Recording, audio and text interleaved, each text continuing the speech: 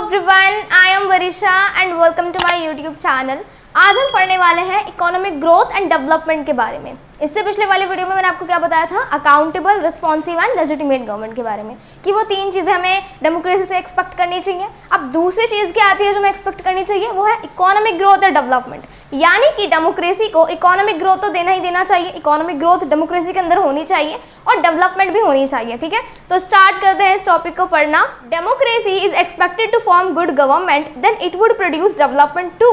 ठीक है, तो हम क्या सोचते हैं कि हम क्या एक्सपेक्ट करते हैं डेमोक्रेसी से, कि डेमोक्रेसी हमें एक अच्छी सी गुड गवर्नमेंट प्रोवाइड करे। हम ये एक्सपेक्ट करते हैं कि अगर किसी कंट्री के अंदर डेमोक्रेसी है तो उसके अंदर अच्छी गवर्नमेंट भी होगी। ठीक है, अच्छी फंक्शनिंग होगी, गवर्नमेंट ऑनेस्ट होगी, ये सारी चीज़ें हम एक्सपेक्ट करते हैं। तो अगर हम अच्छी गवर्नमेंट को एक्सपेक्ट कर सकते हैं तो क्या हम डेवलपमेंट को एक्सपेक्ट नहीं कर सकते? बिल्कुल कर सकते हैं। डेमोक्रेसी है तो डेवलपमेंट होना चाहिए, इकोनॉमिक ग्रोथ होनी चाहिए। ठीक है, तो हम क्या करते हैं, इकोनॉमिक ग्रोथ और डेवलपमेंट भी डेमोक्रेसी से साथ साथ एक्सपेक्ट करते हैं। Evidence shows that in practice many democracies did not fulfil this expectation. और एविडेंस से हमें पता चलता है कि अधिकतर जो डेमोक्रेसीज है, मोस्ट ऑफ द डेमोक्रेसीज इस एक्सपेक्टेशन को, किसको, इकोनॉमिक ग्रोथ और डेवलपमेंट को फुलफिल नहीं कर पाती। यानी कि उनकी कंट्री में डेमोक्रेसी होने के बावजूद इकोनॉमिक ग्रोथ और डेवलपमेंट नहीं होता।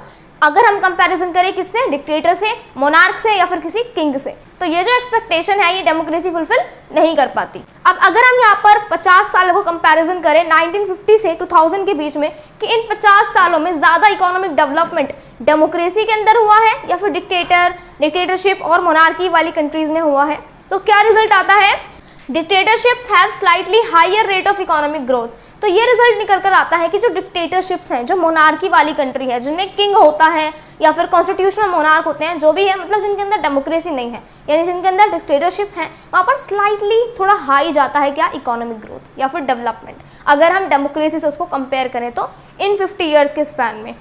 But this alone can not be reason to reject democracy. तो अगर इकोनॉमिक ग्रोथ या फिर डेवलपमेंट नहीं है तो ऐसा नहीं है कि हम सिर्फ ये चीज़ नहीं है, इकोनॉमिक ग्रोथ और डेवलपमेंट नहीं है तो हम पूरा डेमोक्रेसी को रिजेक्ट कर देंगे। जबकि हमको पता है कि मोनार्क वगैरह अगर डेवलपमेंट कर भी रहे हैं ना, तो बिल्कुल अच्छी चीज़ों से नहीं हो रहा, करप्शन उनके यहाँ पर भी होता है। ठीक है, तो ये अलोन या फिर ये अकेला कोई रीज़न नहीं है कि हम डेमोक्रेसी को इसकी वजह से रिजेक्ट कर दें। ठीक है, डेमोक्रेसी और भी प्रिंसिपल्स में तो अच्छी है, लोगों की गवर्नमेंट होती है, सारी जो है इक्वल पार्टिसिपेशन होती है, इक्वालिटी होती है, फ्रीडम होती है, डेमोक्रेसी के और भी तो प्रिंसिपल्स हैं। ठीक है, अगर एक चीज़ नहीं होगी तो उसकी वजह से हम पूरी तरह से डेमोक्रेसी को रिजेक्ट नहीं कर सकते। Economic development depends on several factors: country's population size, global situation, cooperation from other countries, economic priorities adopted by the country, etc. and etc. अब जो इकोनॉमिक डेवलपमेंट है ना, बहुत सारे फैक्टर्स पर डिपेंड कर सकता है। ठीक है, जैसे कि अगर हम देखें कंट्री का पॉपुलेशन साइज कितना है, कंट्री में कितनी ज़्यादा पॉपुलेशन है। समझ लो एक कंट्री है, उसके अंदर क्या होती है, डेमोक्रेसी फॉलो होती है। ठीक है, और एक कंट्री है जिसके अंदर मोनार्की फॉलो होती है। अब डेमोक्रेसी वाली कंट्री में पॉपुलेशन है कम, मोनार्की वाली कंट्री में पॉपुलेशन है ज़्यादा, तो किसमें ज़्यादा डेवलपमेंट होगा, जिसमें पॉपुलेशन ज़्यादा है, क्योंकि उसमें ज़्यादा लोग हैं वहाँ पर। ठीक है, और लोग ही सबसे ज़्यादा रिसोर्सेज होते हैं एक कंट्री को आगे बढ़ाने में। ठीक है, जितने ज़्यादा लोग हुए वहाँ पर वो ज़्यादा काम करेंगे और ज़्यादा आउटपुट निकालेंगे, इनकम जनरेट करेंगे, अपने जीडीपी में कंट्रीब्यूट करेंगे। ठीक है, तो जिस कंट्री में ज़्यादा पॉपुलेशन है उसमें क्या हुआ, मोनार्क। तो ये नहीं कह सकते कि भाई मोनार्क है इस वजह से वहाँ पर इकोनॉमिक डेवलपमेंट हुआ है, इस वजह से हुआ है क्योंकि वहाँ पर पॉपुलेशन ज़्यादा है, ना कि मोनार्क। ठीक है, अब जो दूसरी कंट्री है डेमोक्रेसी वाली, उसमें क्या है, पॉपुलेशन कम है, तो वहाँ पर हम ये तो कह सकते हैं कि पॉपुलेशन कम की वजह से इकोनॉमिक डेवलपमेंट नहीं हुआ, लेकिन ये नहीं कह सकते कि भाई डेमोक्रेसी थी इस वजह से डेवलपमेंट नहीं हुआ। तो पॉपुलेशन साइज पर डिपेंड करता है, उस कंट्री की पूरी ग्लोबली क्या सिचुएशन चल रही है उस पर डिपेंड करता है, global situation, cooperation from other countries, उस कंट्री को कितना ज़्यादा सपोर्ट कर रही है अदर कंट्रीज। कॉपरेशन भी तो चाहिए होती है ना अलग अलग कंट्रीज से, क्या पता डेमोक्रेसी वाली कंट्री को कोई दूसरी कंट्री सपोर्ट ही ना कर रही हो, तो वो अलोन रीजन नहीं हो सकता कि हम कह सकते हैं भाई वो डेमोक्रेसी है इस वजह से वहाँ पर इकोनॉमिक डेवलपमेंट नहीं हो रहा। और सारे फैक्टर्स भी हो सकते हैं, जैसे कि अलग कंट्री से कॉपरेशन मिलना, क्या पता मोनार्क वाली कंट्रीज को अलग कंट्री से कॉपरेशन मिलता हो। ठीक है, economic priorities adopted by the country etcetera. ठीक है, अब वहाँ पर उस कंट्री की क्या इकोनॉमिक प्रायोरिटीज है, क्या पहले वो चीज़ देखते हैं, क्या वो चीज़ अडॉप्ट करते हैं, क्या सिस्टम है उनके वहाँ पर इकोनॉमिक सारी चीज़ें। ठीक है, उस पर भी बहुत ज़्यादा डिपेंड करता है।